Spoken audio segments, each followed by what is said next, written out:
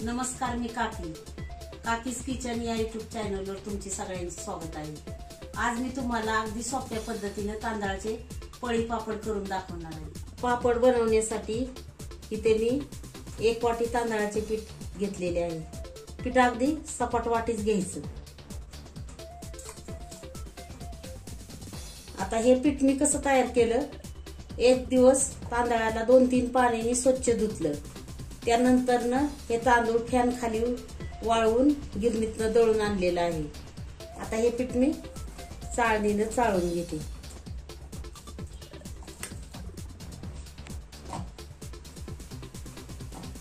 आता ज्या वाटीनं आपण पीठ घेतलं होतं त्यातली 1 वाटी भरून आपण हे तांदळाचं पीठ काढून घेण्यासाठी पाणी घ्यायचं आणि असं थोडं थोडं करत हे पीठ हाताने असं कालवून घ्यायचं। एकदम पाणी टाकलं तर ह्या पिठाच्या गुठळ्या होत्यात, म्हणून असं थोडं थोडं करत हे कालवून घ्यायचं।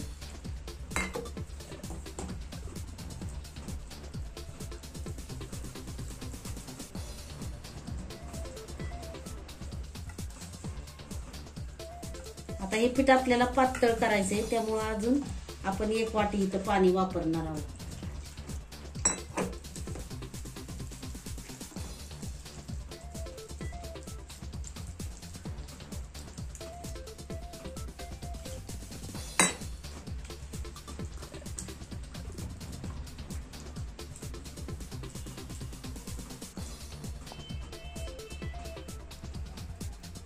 असा हाताने सगळ्या पिठाच्या अशा गुठळ्या फोडून घ्यायच्या आणि असं कालवून घ्यायचं। आता इथं आपल्याला 2 वाटी पाणी पीठ कालवण्यासाठी लागलेलं आहे।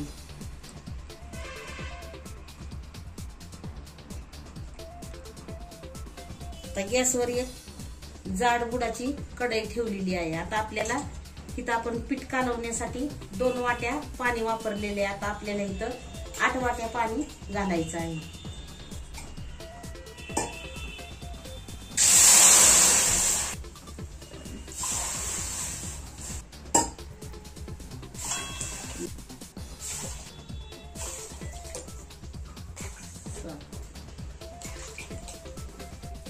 आता इथं आपण 8 वाट्या पाणी उकळायला ठेवलेलं आहे।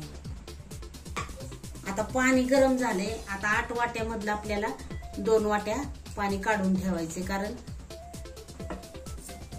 पीठ जर पातळ झालं तर खूप वेळ लागतो आटवायला, म्हणून त्यातलं 2 वाट्या पाणी आपण काढून ठेवतोय। आता हे पाणी उकळल्यानंतर ना आपल्याला इथं अर्धा चमचा मीठ घालायचे आणि अर्धा चमचा पापड खार घालायचे। पापड खार आणि मीठ दोन्ही आपल्याला जास्त नाही टाकायचं, कारण पापड खार खारट असल्यामुळे पापड्या आपल्या खारट होत्या, म्हणून दोन्ही थोडं थोडंसं अर्धा चमचा टाकायचे। 1 चमचा मी इथं पांढरं तीळ टाकले। आता चांगली उकळी आल्याच्या नंतर ना पाणी आपलं चांगलं उकळलेलं आहे। आता आपल्याला हे पीठ त्यात टाकून घ्यायचं। हे पीठ टाकत असतानाच आपल्याला एकीकडे हलवायचंय आणि एकीकडे पीठ टाकत राहायचे।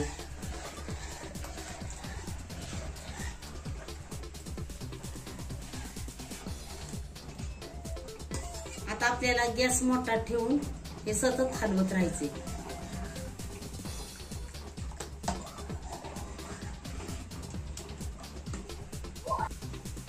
आता इथं आपण पीठ कालवायला 2 वाट्या पाणी वापरलेलं आहे आणि पाणी उकळायला ठेवलेलं 8 वाट्या ठेवलं होतं, त्यातलं मी ह्या 2 वाट्या पाणी काढून ठेवलेलं आहे। एकूण आपण 10 वाट्या सगळं पाणी घेतलं होतं, त्यातलं 2 वाट्या काढून घेतलं म्हणजे आपल्याला जवळजवळ 8 वाट्याच पाणी लागलेलं आहे।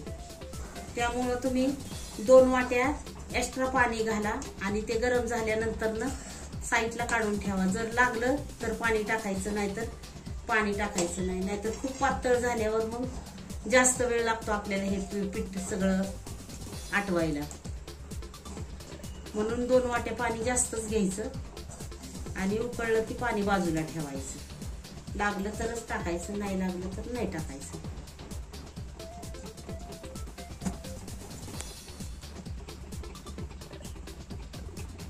हे असं सतत हलवत राहायचं, म्हणजे पीठ खाली चिकटत नाही। आता हे पीठ चांगलं हलवून घ्यायचं आणि पीठ चांगलं शिजवायचं. जर तुमचं पीठ चांगलं शिजलं नाही तर पापड्यांचे तुकडे पडतात, म्हणून पीठ चांगलं शिजवून घ्यायचं. आता 15 ते 20 मिनिटं आपल्याला हे पीठ शिजवायला लागले. हे बघा अशी पिठावर साई येते, ही अशी साई आल्यासारखं पिठावर चकाकी येते. आता हे आपलं पीठ शिजलेलं आहे. आता आपण गॅस बंद करूया. आता हे पापड मी आज घरातच फॅन खाली वाळवणार आहे. तर हे पापड घालताना आपल्याला मोठे मोठे आणि जाड घालायचे, कारण हे पातळ केले तर खूपच पातळ होतात, म्हणून हे मोठे मोठे आणि जाड घालायचे आहेत. आता आपल्या सर्व पापड्या करून झालेल्या आहेत. आज त्यांना फॅन खालीच वाळत टाकल्यात. आता आपण उद्या सकाळी त्यांना उन्हात घालू. 2 दिवस वाळल्यानंतर तुम्हाला मी तळून दाखवणार आहे. आता 2 दिवस झालेले आहेत. आपल्या पापड्या वाळलेल्या आहेत. बघा जाड जाड टाकल्या तरी अशा वाळल्यानंतर ह्या पापड्या अशा पातळ होतात, म्हणून टाकताना ह्यांना अशा जाड जाडच टाकायच्या. आता आपल्या 2 दिवस वाळून पूर्ण तयार झालेले आहेत. आता मी तुम्हाला तळून दाखवते. आता 1 वाटी पिठापासून बघा एवढी मोठी वाटी भरून ह्या पापड्या तयार झालेल्या आहेत. आता तेल तापलेलं आहे. मी तुम्हाला एक पापडी त्यात तळून दाखवते.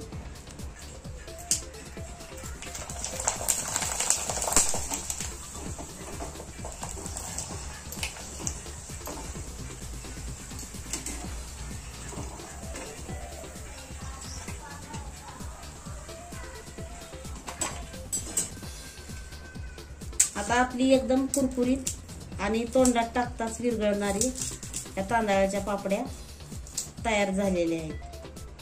त्याला जास्त वेळ पण लागत नाही आणि झटपट होतात. रेसिपी आवडली असेल तर रेसिपीला लाईक, शेअर आणि सबस्क्राईब करायला विसरू नका.